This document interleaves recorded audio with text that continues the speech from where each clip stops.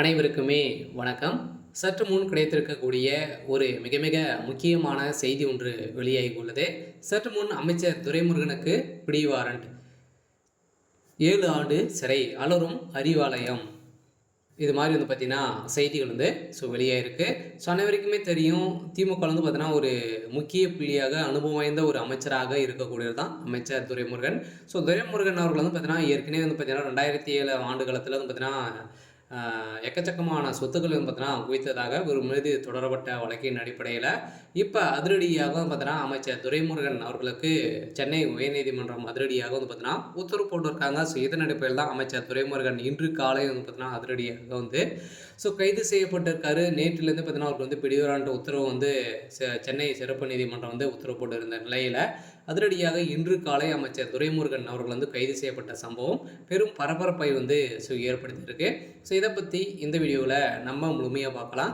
அதுக்கு முன்னாடி நம்ம சேனலுக்கு இப்போ தான் நீங்கள் முதல் முறையாக வந்திருக்கீங்க அப்படின்னா மறக்காமல் நம்மளுடைய சேனலை சப்ஸ்கிரைப் பண்ணி சப்போர்ட் பண்ணுங்கள். வாங்க வீடியோக்குள்ளே போகலாம். வருமானத்திற்கு அதிகமாக சொத்து சேர்த்ததாக அமைச்சர் துரைமுருகன் மீது புகார் இருந்திருக்கக்கூடிய நிலையில் அமைச்சர் துரைமுருகன் நேரில் ஆஜராக வேண்டும் என்று சென்னை சிறப்பு நீதிமன்றம் ஏற்கனவே உத்தரவிட்டிருந்த நிலையில் இந்த நிலையில் அவருக்கு எதிராக பிடிவாரண்டை வரும் 15ஆம் தேதிக்குள்ளே அமல்படுத்த வேண்டும் என்று உத்தரவிட்டிருக்கக்கூடிய நிலையில் தான் இப்போ அமைச்சர் துரைமுருகன் அவர்களும் பார்த்தீங்கன்னா அதிரடியாக இன்று காலையிலே கைது செய்யப்பட்டதாக ஒரு தகவல் வழியாக இருக்குது.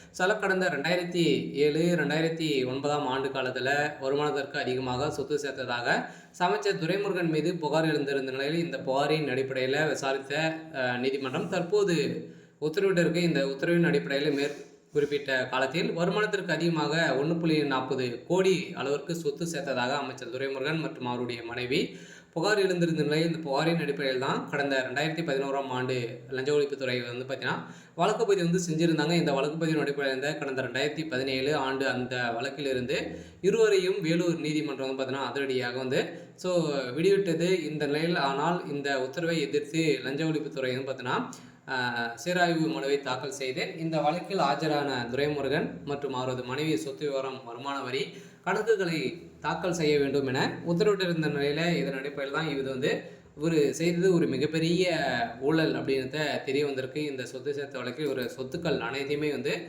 முடக்கப்பட்டதாக ஒரு தகவல் வெளியே இருக்குது. இந்த தகவலின் அடிப்படையில் அமைச்சர் துரைமுருகனுடைய கதை ஒட்டுமொத்தமாக முடிய போகுது. இவர் திமுகவுக்கு ஒரு பக்கம்பலமாக, திமுகவுடைய ஒரு ஆலமரமாக கூட பார்த்தீங்கன்னா அவர் இருந்திருக்காரு. இந்த நிலையில் தான் இப்போ அமைச்சர் துரைமுருகன் அவருடைய கதை ஒட்டுமொத்தம் முடிய போகுது. சரி, ஓகே. இன்றைக்கான அப்டேட் பார்த்தீங்கன்னா இதுதான். மறக்காமல் நம்மளுடைய சேனலை சப்ஸ்கிரைப் பண்ணி சப்போர்ட் பண்ணுங்கள். தேங்க்யூ.